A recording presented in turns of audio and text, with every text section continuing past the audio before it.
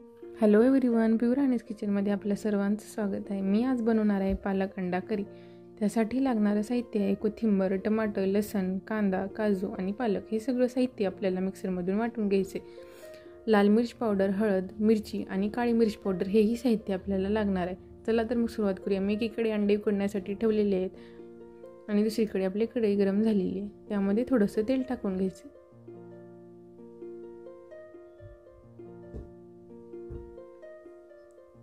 तेल गरम झाल्यानंतर त्यामध्ये सर्वात प्रथम आपल्याला 2 दालचिनीचे तुकडे टाकून घ्यायचे. इकडे मी काजू, लसूण, कांदा, कोथिंबीर, टमाटर आणि पालक वाटून घेतलेली आहे. दालचिनीचे तुकडे तळल्यानंतर त्यावर आपल्याला कांदा, लसूण आणि कोथिंबीरीचं पेस्ट टाकायचं.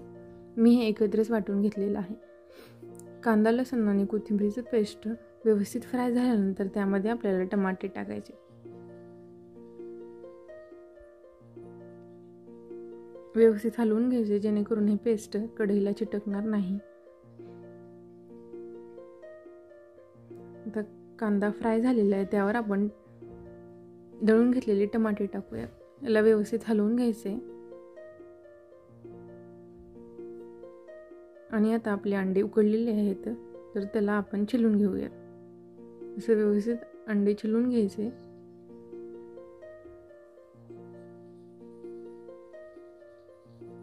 आणि इकडे आपले टमाटे फ्राय झालेले आहेत. त्यावर 1 चमचा लाल मिर्च पावडर, 2 चमचे काळी मिर्च पावडर, थोडंसं मीठ आणि हळद आपल्याला त्यावर टाकून घ्यायचे आणि नंतर त्याला व्यवस्थित हलवून घ्यायचे.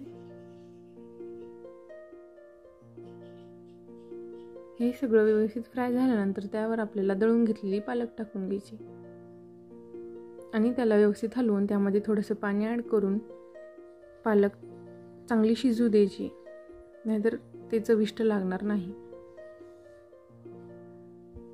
पालक व्यवस्थित शिजली तरच आपली रेसिपी मस्त होईल.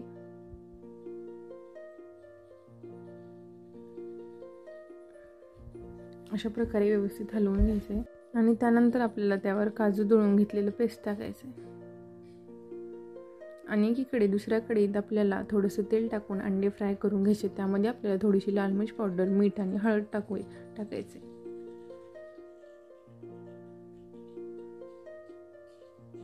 आणि त्यावर अंडे टाकून त्याला व्यवस्थित फ्राय करून घ्यायचे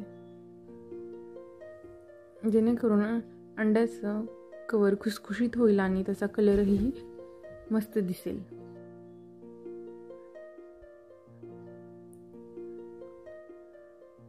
थोडंसं पालकमध्ये पाणी ॲड करून परत तिला थोडा वेळ शिजू द्यायचे. इकडे आपले अंडे फ्राय झालेले आहेत. त्याला एका आता प्लेटमध्ये काढून घेऊया.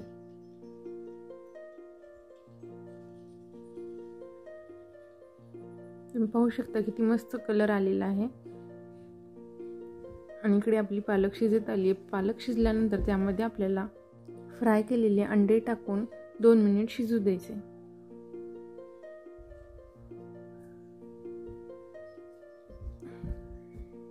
चला तर मग आता अंडे टाकूयात आणि 2 मिनिट शिजवून घेऊयात. अशी मस्त रेसिपी तुम्ही घरी नक्कीच ट्राय करा.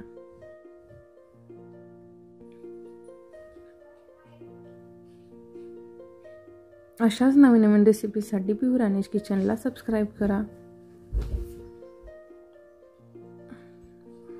रेडी आहे आपली पालक अंडा curry. Please like, share and subscribe. Thank you.